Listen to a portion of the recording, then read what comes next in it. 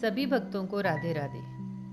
आज के इस वीडियो के माध्यम से हम जानेंगे कि भगवान गणेश जी की पूजा कैसे की जाती है और वो हमारे लिए कितनी फलदायी होती है। जिस किसी भी जातक की कुंडली में बुध दोष है या जिसके भी कार्य में बहुत रुकावट आ रही है, वो बुधवार के दिन भगवान गणेश जी की पूजा अर्चना कर सकता है। अगर आपके मंदिर में पहले से भगवान गणेश जी की प्रतिमा स्थापित है तो आप बुधवार को विधिवत पूजा पाठ शुरू कर सकते हैं। पर अगर आपके पास गणेश जी की प्रतिमा नहीं है तो जब भी आप भगवान गणेश जी की मूर्ति खरीदें तो इस बात का विशेष ध्यान रखें कि भगवान गणेश जी की सूंड मूर्ति के बाईं ओर होनी चाहिए। दाहिनी ओर मुड़ी हुई गणेश प्रतिमा शुभ नहीं मानी जाती। गणपति की हमेशा बैठी हुई मुद्रा में ही मूर्ति खरीदें। बाईं ओर झुकी हुई सूंड वाले गणेश जी बहुत ही शुभ माने जाते हैं। बप्पा की मूर्ति में मुस्क जरूर होना चाहिए और उनके हाथ में मोदक भी होना चाहिए। स्थापना के लिए सबसे पहले आप स्नान आदि कर लें। जिस भी जगह पर स्थापना करनी है उस जगह को साफ कर लें। उसके बाद वहां पर हम चौकी लगा लेंगे। चौकी लगाने की जगह नहीं है तो एक लाल रंग का या पीले रंग का या फिर हरे रंग का भी शुद्ध और साफ कपड़ा बिछाएं। ध्यान रहे आपके आसन का मुंह पूर्व दिशा में होना चाहिए।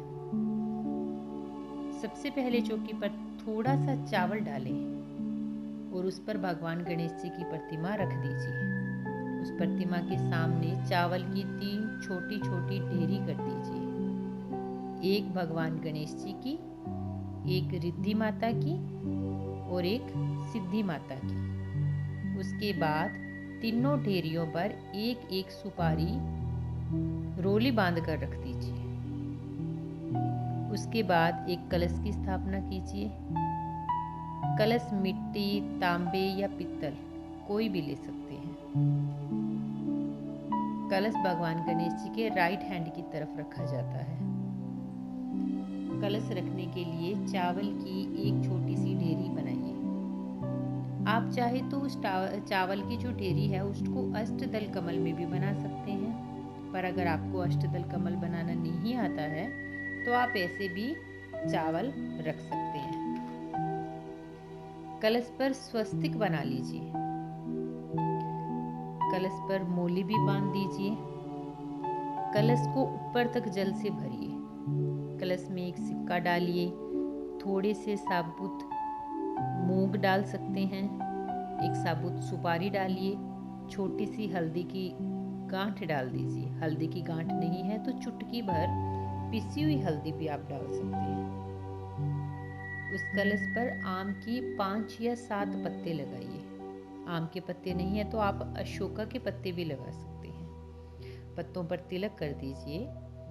उसके बाद उसके ऊपर एक नारियल रखिए। नारियल में मोली और रोली लगा दीजिए।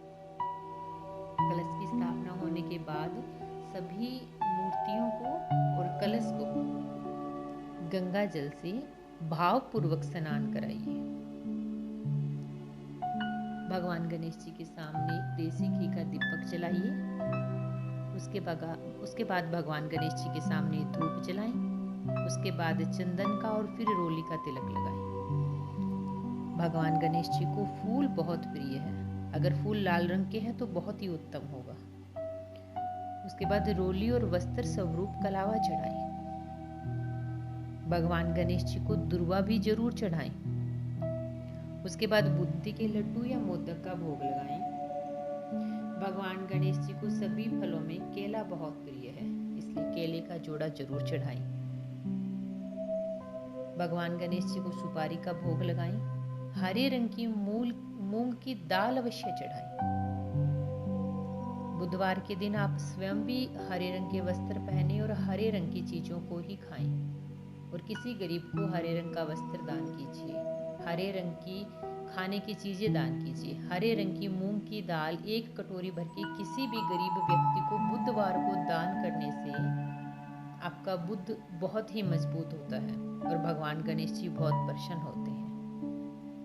धूप और दीप के साथ साथ जब पूजा भक्ति भाव से करते जाए तो ओम गण गणपतये नमः का 108 बार जप करें। प्रकार भक्ति पूर्वक अपनी पूजा करें, भगवान गणेश जी की कृपा आप पर अवश्य बनेगी। अगर हमारा वीडियो पसंद आया हो तो लाइक और सब्सक्राइब करें। धन्यवाद।